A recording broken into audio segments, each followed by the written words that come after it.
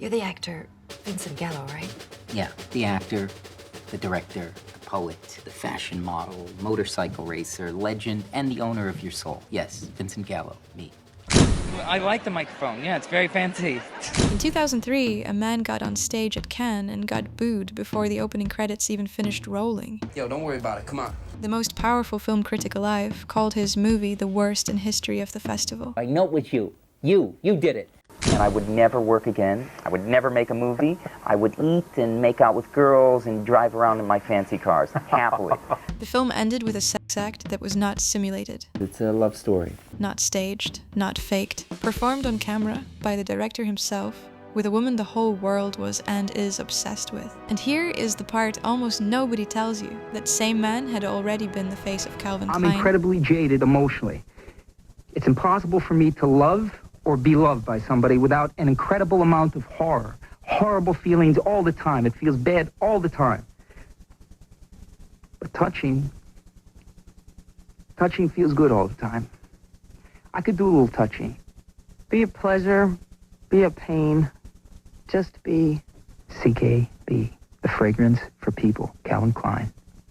Now he's the face of Enfant riche déprimé. He painted canvases that ended up in a museum in Tokyo. He played in a band with Jean-Michel Basquiat before most of us could spell Basquiat. He wrote, directed, shot, edited, and scored his own films. Alone, no producers, no agent, no proper permissions. Most people remember him for all the wrong things. Hardly anyone knows the rest. His name is Vincent Gallo, and he might be the last true bohemian that American cinema ever produced. If you only have 30 seconds, here's the bottom line of this video. Vincent Gallo built himself. No studio, no mentor, no inheritance, no safety net, no nepotism, not even loving parents. Just nothing. He was just a furious, very contrarian, wildly talented kid from Buffalo who decided the only person he would ever rely on was himself. He obviously turned that gaping wound into an aesthetic. He treated his face, his taste, his own grievances, even his own physical body as raw material, and he authored every inch of it on purpose. That is the secret. Total authorship. He controlled the paint on the motorcycle, the grain in the film stock, and the angle of his own jaw. And all that with the confidence of a man who genuinely did not care whether you approved or not. But if you want a little more than 30 seconds, and trust me you do, because this story gets stranger and a great deal more delicious, then follow me. Welcome. I'm Kira, and this is your beauty blueprint. I've spent a whole week buried in all things Vincent Gallo, the films, the interviews, the music, the feuds, the open letters, the seriously unhinged merchandise, to bring you his essence and the best of what I found. And what I found is one of the most contradictory humans I have ever put on this channel. I'm sure some of you already despise him, but let's go into this with an open mind anyway. After all, it's a man who made one of the tenderest films about family I have ever seen, and then made one of the most reviled films in film festival history. A man who described his own face as Dracula meets an insect, and somehow became a sex symbol anyway. I don't know how, either. A man who can be heartbreakingly vulnerable in one sentence and completely indefensible in the next. We are going to get into all of it. The beauty, the brilliance, and the parts that are simply ugly. Because I'm not going to pretend otherwise. And stick around, because by the end of this video I'll serve us a quick, practical breakdown of what we can actually learn from Vincent Gallo's strange and singular style universe. And before we go any further, I'd like to make it known that most of these videos come with related t-shirts I designed just for us. I love to hear from any and all of you who has ever bought one. They come in all sizes and ship quickly all over the world. The link is waiting for you here on the screen and also down below. Now, settle in and pour yourself the only thing Vincent Gallo would ever allow you to drink in his presence. A tiny, scalding cup of espresso, black, no sugar, taken standing up and slightly annoyed. Sicilian blood, downtown discipline, zero patience for your comfort, that's the energy. If you want a snack, I'm sorry to report he would probably deny you one on principle, because self-denial is half the brand. So maybe one square of the darkest chocolate you own, eaten like it's a personal failing. Ready? Here's a tiny backstory. Vincent Gallo was born on April 11th, 1961 in Buffalo, New York, or 1962, if you trust some of the older reference books, which he would probably tell you are wrong because he disputes almost everything written about him, including his own name. The press has long called him Vincent Vito Gallo Jr. Gallo says that's a lie too, that there was no junior, no middle name at all, and that he invented the Vito himself. The man claims he made up part of his own legal name, which tells you everything about how he relates to the truth. It's something to be authored, you see. What we can say for certain is that he is an Aries, sun in Aries ruled by Mars, the warrior, the pioneer, the one who goes first and asks permission never. Aries is the infant of the zodiac, in the best and worst sense.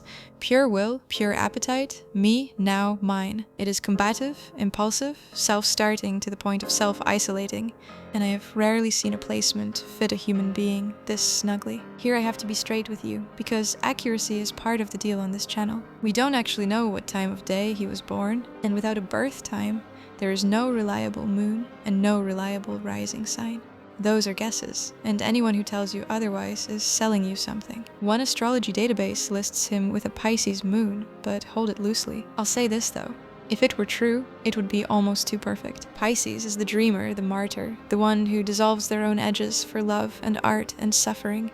An Aries sun with a Pisces moon would be a fist wrapped around a wound, which is more or less the entire thesis of Vincent Gallo.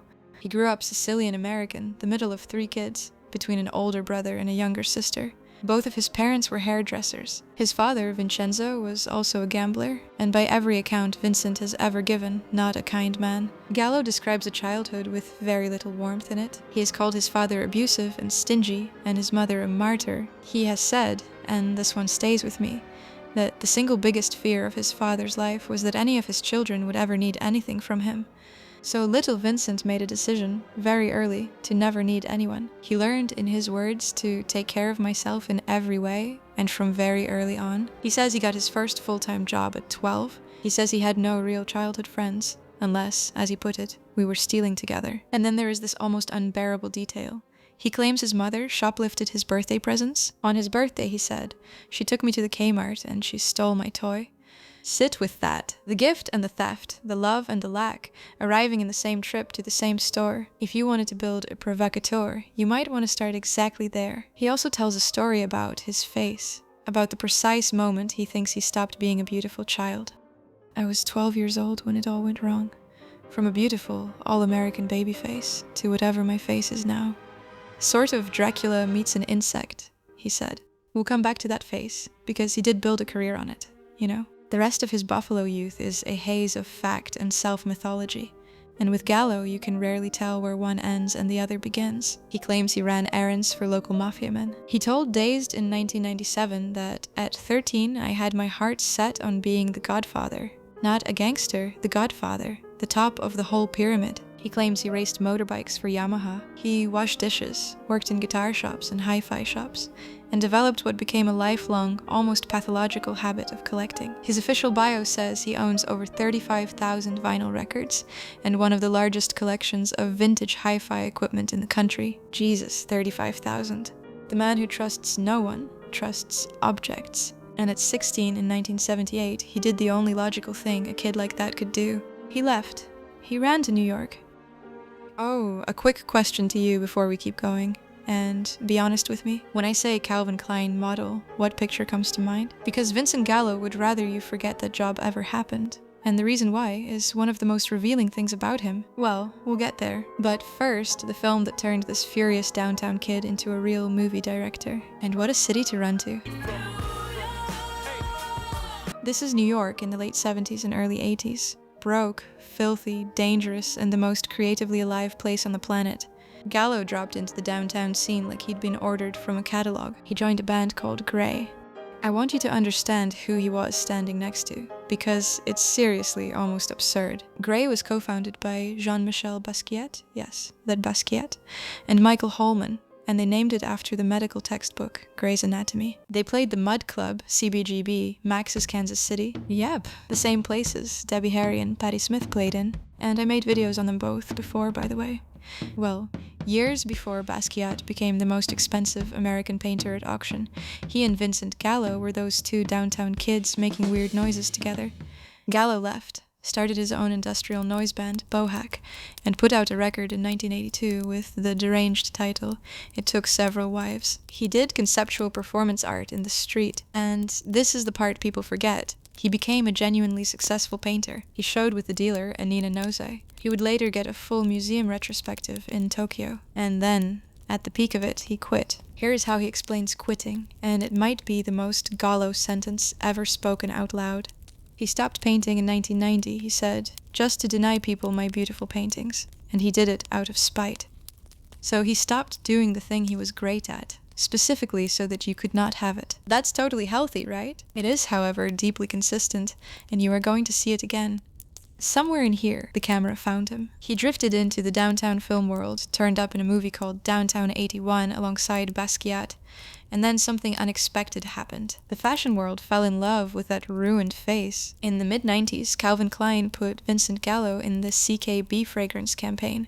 Pale, lean, half-feral, blue-eyed, right next to Kate Moss. The greasy-haired kid who said his looks went wrong at 12 was now suddenly a model. He hated being called one, which we will come back to, because his rage about that word is one of my favorite things about him. In 1998, Vincent Gallo finally did the thing he had been building toward his entire strange life. He made his own movie, completely on his own terms. It is called Buffalo 66, and if you will only watch one Gallo film, watch this one. He wrote it, he directed it, he scored it, he starred in it, and he shot part of it inside his actual childhood home in Buffalo, casting actors as versions of his own parents, which should tell you how personal this was. The story is bizarre and tender, and very funny. Gallo plays Billy Brown, a man just released after 5 years in prison. He went to prison, by the way, to cover a $10,000 gambling debt he ran up betting on Buffalo Bills to win Super Bowl. And if you know anything about Buffalo Bills in that era, that is its own tragedy. Billy gets out and immediately kidnaps a girl named Layla, a tap dancer played by Christina Ricci, and forces her to pose as his wife, so his neglectful parents will believe he made something of himself. There's a video on her on this channel too, and I talked all about what that role has done to her. Make sure to watch it! Well, the parents are played by Angelica Houston and Ben Gazzara, and they are monsters of indifference. There is a dinner scene Gallo shoots showing only 3 sides of the table, leaving a gaping hole where the warmth should be, so the family's emptiness is literally built into the shot. That is the kind of director he is. Every choice means something. Well, anyway. There is a moment where Ricci steps into a spotlight in a bowling alley and tap dances, slow and dreamlike, to King Crimson's Moonchild, and it is one of the most beautiful things ever filmed. He shot the whole thing on reversal stock, the grainy film the NFL itself once used, to get that washed-out, frost-bitten, buffalo in winter look. Cold light, cheap snow, a whole palette built out of melancholy, and the critics noticed. Roger Ebert, remember that name, he is about to matter enormously, gave it 3 stars and saw in it a deep and urgent need, colliding with a lot of half-baked visual ideas. That deep and urgent need is basically the whole movie. Buffalo 66 is barely fiction. Gallo has admitted that Billy Brown is my father, or what I would have become if he had let his father's heavy impact stay in his life. And the gentle, hopeful man at the very end of the film? That, he said, is me on a really good day. He made a movie to forgive his father, and to imagine surviving him. That is the tender Gallo. Hold on to him because the other one is coming. Behind the camera, things were not so tender. Gallo and Christina Ricci did not get along. He reportedly called her a puppet, made crude comments about her body, and the experience left a scar on her. Ricci has said she would never work with him again, that she spent the shoot working with a crazy lunatic man, and that she really didn't understand what was going on most of the time. Years later, in 2018, Gallo softened in his fashion. He wrote that he'd felt a strong, special reaction to Ricci the first moment he saw her on film, and that whatever venom he saves for the rest of the world, Christina is not one of them. It's almost an apology. With Gallo, almost an apology is about as good as it gets. Okay, quick pause, because this is where the whole story detonates. If this film sounds any strange to you, brace yourself for what he did next. Vincent Gallo is about to walk into the biggest scandal of his life, take one of the coolest women in independent film with him, and start a war with a critic that involves, I am not exaggerating, a hex placed on a man's prostate. If you're enjoying this, if you like it when I take a complicated person and actually deal with them honestly instead of flattening them into a meme, do me a tiny little favor, and like and subscribe, and maybe leave me a comment. let's talk about all this. And if you want more, there is a members-only podcast where I get into the material that runs a little too spicy for the main video. And honestly, Gallo would start a members tier purely out of spite, so consider joining out of spite right back. Just kidding. To everyone already inside, thank you, sincerely. You are the reason this channel gets to stay this weird. Okay, The Brown Bunny. In 2003, Gallo released his second feature, and this time he did absolutely everything. He thought it up, wrote it, directed it, produced it, shot it, edited it, and starred in it.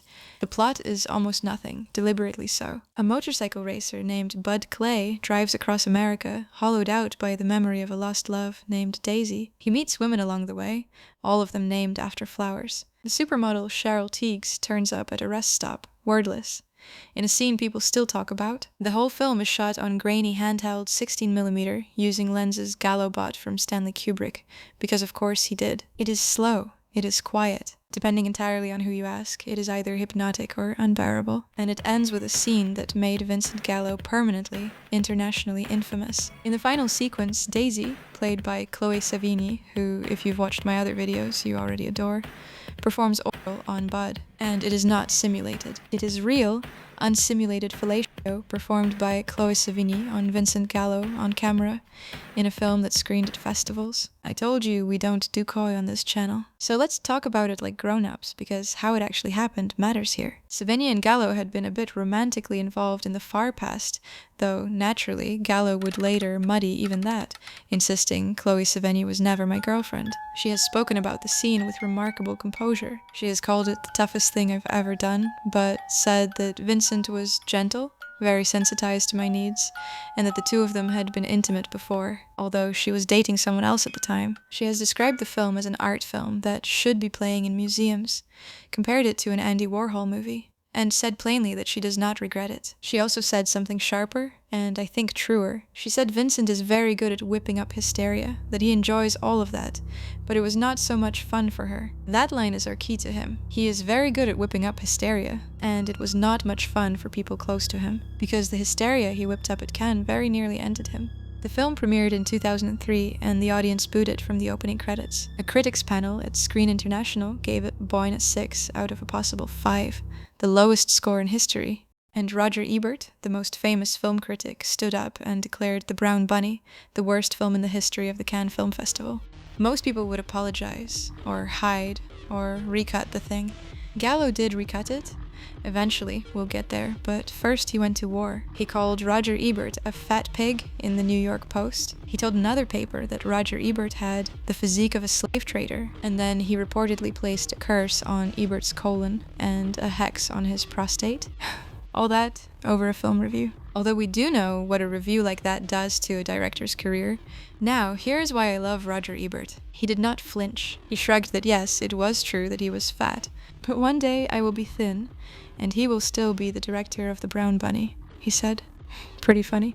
And on the matter of the prostate hex, Ebert added that he had once had a colonoscopy he was allowed to watch on a screen, and that it was more entertaining than The Brown Bunny. This is genuinely one of the great feuds in film history, and it has a twist, because Vincent took the film home and cut it down. Ebert said about 26 minutes came out. Gallo later swore it was only 5, and the two of them never agreed on the number. And the shorter version is a real film. Ebert watched the new cut, gave it 3 stars, and wrote one of the most gracious sentences a critic has ever offered to an enemy.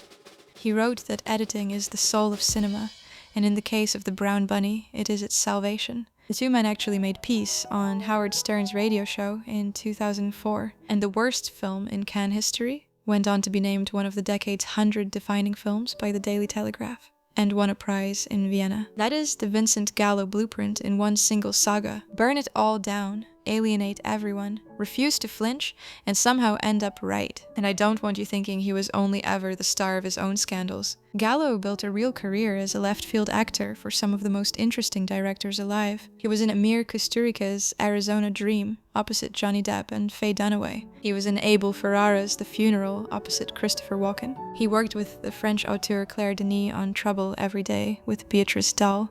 I made a video on her already, and he also worked with Francis Ford Coppola on Tetro. And in 2010, he won the Volpi Cup for Best Actor at the Venice Film Festival, one of the most respected acting prizes on earth, for a film called Essential Killing, in which he plays a fleeing prisoner and does not speak a single word. A wordless performance, and he won. He did not even show up to collect the award. The director accepted it on his behalf. He has also, on purpose, locked away 2 of his own finished projects and refused to let anyone watch them, saying he wants them stored without being exposed to the dark energies from the public. The spite again, the withholding, the same impulse as quitting painting in 1990. If it is mine, you cannot have it. So who is this persona really? Let me bring in a frame I love using on this channel, the cultural critic Camille Paglia. Now, in full honesty, Camille Paglia has never, as far as anyone can find, written or said a single word about Vincent Gallo. But her ideas are such a perfect key for this particular lock that I want to turn them anyway. Paglia's great obsession is the war between 2 forces, the Apollonian, the drive to control, to shape, to impose clean form on the world, and the chthonic, the churning natural chaos underneath it all. Vincent Gallo is almost nothing but that war. He is the Apollonian control freak who repainted a motorcycle by hand dozens of times to get one exact shade of gold, working with toxic paint in his own bedroom until, by his own account, he fainted twice. And he is the chthonic mess, pouring his real wounds onto the screen with no filter whatsoever. Paglia also writes about a figure she calls the beautiful boy, the androgynous, eroticized male who is both desired and faintly dangerous, and about the artist as a kind of pagan provocateur whose job is to disturb the polite consensus. If that does not describe a pretty, pale, blue-eyed man performing sex in an art film to scandalize Cannes, then I truly don't know what does. For the record, serious scholars have read Gallo through entirely different thinkers. There's a wonderful essay called Sad Bunny that interprets him through Judith Butler and Lacan. I just think Paglia gets to the marrow fastest. Here is the thing Vincent Gallo says about himself that unlocks all of it. He says he is 2 people. There is the private man, who told the filmmaker Kaveh Zahedi that he can't protect himself personally, can't be seen nude personally, can't feel lovable personally. And there is the other one, the artist, who is crude and ruthless when it comes to protecting an idea, tender about himself, brutal about his work. He even has a line about his own suffering that I cannot get out of my head. He said he had developed an incredible happiness within his misery, a happiness so dear to him that he loved it like a puppy. He loves his misery like a puppy. Who talks like that? A real artist is who?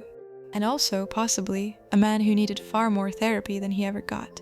Now I have to do the hard part. Vincent Gallo has said and done things that are also not edgy, not misunderstood, and not defensible. He is an outspoken conservative, which, on its own, is simply politics. The problem is the rest of it. On his own website, Gallo once offered his sperm for $1 million, and himself as a weekend escort for $50,000. You could file that under attention-seeking and move on, except for the terms he attached, which were openly racist. He stated a right to refuse his sperm to women of extremely dark complexions, offered a discount to women who could prove they were naturally blonde and blue-eyed, and tossed in a line about a family link to German soldiers of the mid-century. I am not going to dress that up. It is ugly. He and the press have always framed this as satire, as conceptual provocation, as Gallo playing a character to bait the easily baited. Maybe, but its satire has excused a great deal of cruelty over the years, and you are allowed to find it grotesque, even if it is technically a bit. He has said that on certain days he wants to erase 6 billion people. He has thrown slurs and insults at former collaborators. So let me be completely clear about what we are and are not doing here. We are not here to admire any of that. The contempt, the provocation, the racism dressed up as performance art,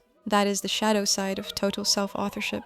The place where I answer to no one curdles into I owe no one basic decency. You can study a person without endorsing them. You can take the blueprint and leave the poison. That is exactly what we are about to do. One more note before the good part, since I promised you his romantic life.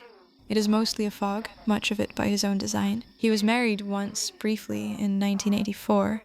And it was annulled within weeks. He was linked to the actress and director Asia Argento around 1998. He says they were close but never engaged, and even claims he once threatened Harvey Weinstein over what Argento said Weinstein had done to her. He has denied other rumors flatly and rudely. Asked about a supposed romance with the early 2000s internet it-girl Corey Kennedy, he said he never dated her, never kissed her, never touched her, and that she smelled funny. Charming. And if you saw a headline in 2025 announcing that Vincent Gallo had secretly married, I have bad news. That one was fake, debunked by the very outlet that ran it. These days, he lives out near Tucson, Arizona in the desert, in a multi-million-dollar house designed by a celebrity architect. The last bohemian, alone in the foothills, exactly as he always said he wanted to be. Alright, you stuck around, so let's do what I promised. The actual blueprint. What can we, and I do mean us, in our real lives, at our real mirrors, even take from Vincent Gallo? Because no, I am not suggesting you start a feud with a critic. I am talking about the principles underneath, which are genuinely useful, no matter your gender, your face, or your budget. First, let's name the look itself. One critic called it laser beam eyes that pop with insistence. It is the downtown silhouette, narrow, undone, a little haunted, all charcoal. The designer Anna Sui said of him, very simply, he always had great style and was with beautiful women. Here are the takeaways. 1. Commit to a single, coherent palette and style, and actually live inside it. Gallo's whole world is monochrome and muted. Grays, blacks, washed out winter light, matte overshine. You do not need 50 looks. You need to find what suits you best, get it in high quality, and make it you so people recognize you from afar. Nothing silly looking. Make yourself look sharp, as beautiful as possible. Modern fashion is too keen on making things ironically ugly, and they will all regret it big time in a few years. A tight, specific aesthetic reads as confidence better than any amount of trend chasing, because the message it sends is, I know exactly who I am. 2. Think about how the French have a whole cult around the undone thing. Aging and natural sexiness. Gallo would call it not caring, which is a lie, because he cared enormously. And that is the secret. The I just threw this on look is almost always the most controlled look in the room. 3, and this is the real one, work with your actual face. Gallo's entire mythology is built on a face he claims to hate. Dracula meets an insect, remember? I know what I look like, don't blame me, he said. He also said if he could choose, he'd never choose a face like his. And yet he leaned all the way in. He did not fight it. There is something in that for every single one of us. The feature you were told was too much, too sharp, too heavy, too weird, is almost always the most magnetic thing about you, the second you stop being insecure about it. If you want a wearable, feminine read on the whole Gallo universe, picture late 90s downtown Chloë Sevigny, charcoal knit, smudgy eyes, a bare lip, or a deep matte stain, undone hair, and the confidence of a woman who reads more than you do but isn't ever going to mention it. Cold, clever, a little sad, completely self-possessed, and now, the warning label, because every honest lesson comes with one. Do not confuse self-neglect for style. Gallo himself admitted, I have some stupid martyrdom thing that's so sick, and the man who fainted twice from paint fumes alone in a room is nobody's wellness icon. The aesthetic of suffering is seductive on a screen and miserable in a life. So leave the loneliness, the cruelty, and the martyrdom on the cutting room floor, where they belong. So what is the last word from Vincent Gallo himself? His ambition, he explained, was to do as many things as he possibly could, as well as he possibly could. Because if I don't, no one else will do them. Which is sick. He once said his real fantasy was not to love anyone or care about anything, and I don't believe him for 1 second. You do not film inside your childhood home to forgive your father if you have stopped feeling. The cruelty was real, and so was the tenderness. So here's the takeaway I want you to keep, and then I'll let you go. Try and intentionally author yourself. Your appearance, your taste, your point of view, all of it can be a deliberate act of creation. That is the real gift Vincent Gallo offers, if you take only the good of him. You can build a self that is entirely your own, and still let people in. Be the artist, skip the spite, create something only you could make. I've queued up the next chapter for you here. I'll see you soon. Love, Kira. Now go create your own blueprint.